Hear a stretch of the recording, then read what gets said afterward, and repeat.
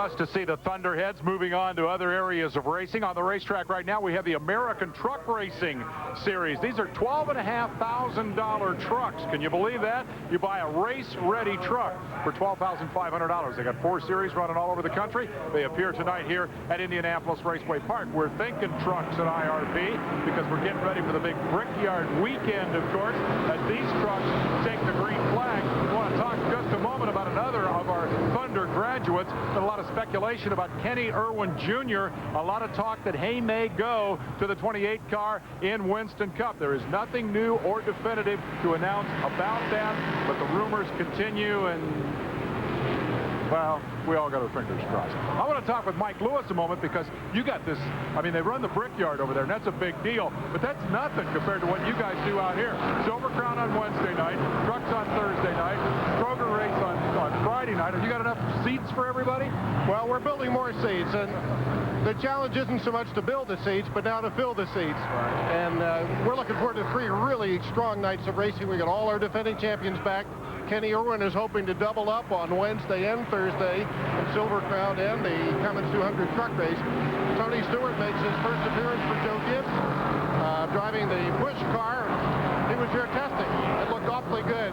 It'll be exciting. I'll tell you, if I'm a race fan and I'm coming to Indianapolis, I need to get my tickets for the whole deal because you just basically come out here and camp out for 3 days and then go over to the big track and watch the Cup cars. It may be the best weekend in racing. It really is because Indianapolis Motor Speedway doesn't have lights. They can do magic over there, but they can't race at night. Well, we can. We're going to spend our 3 nights here. We're looking forward to it. Sell all those tickets. We'll see you in a couple of weeks. Well, we look forward to seeing you for those 3 nights. A little tough to hear out here, but it'll be 3 big nights. We're excited to have all of you with us. Okay, that's Mike Lewis. He's the guy who runs the show. It is a jam-packed Brickyard week. Silver Crown cars on Wednesday. NASCAR Craftsman trucks on Thursday. Kroger 200 for the Busch cars on Friday. And we'll be here for the whole deal. We'll take a break and be right back. Back at Indianapolis Raceway Park, and this American race truck event has been slowed for a crash. It involved this car, number 50X, driven by John Pruitt, and the 40 of Brandon Fagan, and this is what happened. Well, they just got in there, got a little sideways. Looked like the 40 car hit the left rear and just turned him on around, and then he banged into the left front, tore the fender off, and they had to throw the yellow. And that was the battle for 4th position that has taken the 50 back to the rear of the field for the restart. Some pretty heavy damage there on the 50 truck. Yeah, Pruitt got, once he caught that left front fender, just ripped the whole front of it off. About the only thing left up there is the hood. They went in, tore the rest of it off, went back out, and dropped in on the end of the pack. So probably not too much damage to the suspension, just mostly body work. Guys, I don't want to make a big deal out of this, but when we started doing the NASCAR Craftsman Truck Series on ESPN, Benny Parsons set up the deal. It's $1 every time you call him a car, so that'll be $1 each from you 2 boys in the booth. What? I did it too? Oh, darn it. The leader of this race is 25, driven by Bobby Deal, and running in 2nd position is Al Newman, who started back in 10th position, so he's made a nice advancement. The Speed Fest that we alluded to earlier, well, it starts on Wednesday the 30th with the USAC Silver Crown DuPont 100. We'll have it here on Thunder live at 9:30 Eastern Time on the Deuce. The next night, the IRP Speed Fest continues with the NASCAR Craftsman Truck Series running the Cummins 200. That will also be here on the Deuce at 9:30. And Speed Week then will be on at 8:30 in the evening on Friday, just before the Busch Series race, the Kroger 200, which will be on at 9 o'clock Eastern Time. Both of those programs will be over on ESPN. So a lot more racing to go here at Indianapolis Raceway Park. We got the semi-feature and the feature coming up for the USAC Stoops Freightliner Sprint cars. We'll be back with racing in a moment.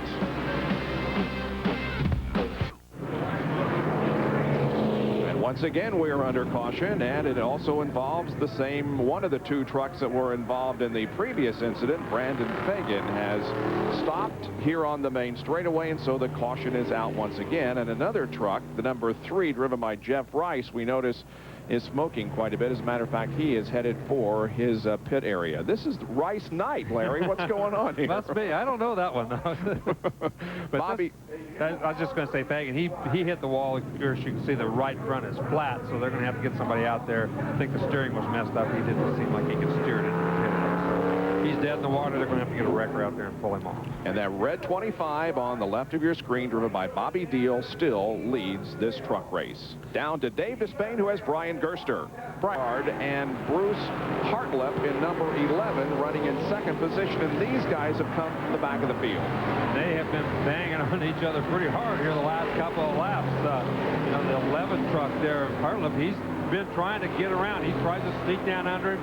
And, you know, Bambard just pulled down on the straightaways. He's using up a lot of racetrack there, trying to keep him back there. But so far he's been successful. But I really believe that Hartlip's just a little bit quicker if he can just find some way of getting around. Al Newman is running in third position, but he is a little bit distance back. So the real battle is here for the first position, and it is a good one as Hartlip looked on the outside there, now looks again to the outside. He may have him this time, gets a good run off the second corner. They go into three, and they are wheel to wheel, and still it is Bambard holding on to the advantage. Look at this, good racing. Well, I guess, right there, he's going to come here and put a fender on him and just move him over. Yeah, you know, really, Hartlip should have been able to look like to have the advantage there on the outside. But when Bambard came up there and put a fender on him, it looked like he got out of the throttle just to keep him getting into the outside fence and let him go again. Now he's going to try it on the inside. This time down the backstretch, he again gets his nose in front, and he may have him this time. Well, he had the advantage there. This time he was going to be the guy shoving towards the fence. So Bambard had to let him go. Either that or he was going to end up in the fence. The flagman has just given the field, including these 5 laps to go, as they're going to run a 25-lap feature race here. 20 are in the books, and now Hartlip begins to inch ahead of Bambard just a little bit. Yeah, and it's interesting to see the Volvo truck sponsorship on that truck, because obviously there's no Volvo trucks in this series, but interesting. At least they're attracting sponsors from a lot of different truck people around the country. And you know, Larry, you talk about an affordable series, and you can't get much affordable than this. $12,500 for the whole package. The engine, the transmission, the body, everything goes for $12.5 grand. That's Danny May in the 47 truck there, who just moved up one spot. He's now battling with Bob Franklin. So he's moved up 2 or 3 spots right here in the last part of this race. Seems like he finally caught a second wind or whatever. It seems to be picking up speed as the race goes along. These guys race in... 47 is sliding to a stop out of corner number 4. Well, not to a stop. He keeps things rolling, but Danny May has brought out no caution yet. In fact, the white flag is coming out. One more lap to go. They're going to use him as a pinball sitting there sideways in the racetrack, maybe. But he was just waiting on everybody to get by. As soon as there's an opening in the traffic, he pulled back out there. But I'll tell you what, it looks like everybody slowed down. They thought that was the yellow flag. They sure did. They thought that was the yellow flag instead of the white flag. And now then they've realized that the green light is still on. That Bruce Hartlip slowed down. I can't believe Bambard did the same thing. Now then they're going to be battling down here for the final. The winner's going to be number 4, Al Newman, and the 40 car of Paul Reinwitz finishes second, and then the 1 and 11.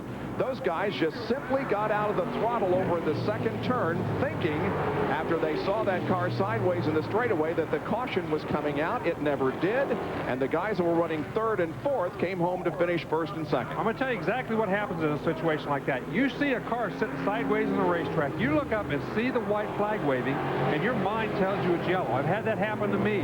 When you're expecting to see the yellow, that white flag, it looks yellow to you. So they both, the 2 leaders both, saw exactly the same thing. They got out of the throttle and allowed Newman to go around and win the race.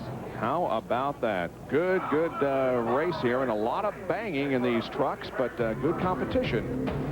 Good sidelight activity here at Indianapolis Raceway Park. Well, we got the 10-lap, make the 12-lap semi-feature for the USAC Stoops Freightliner Sprint Car Series coming up when we return to IRP.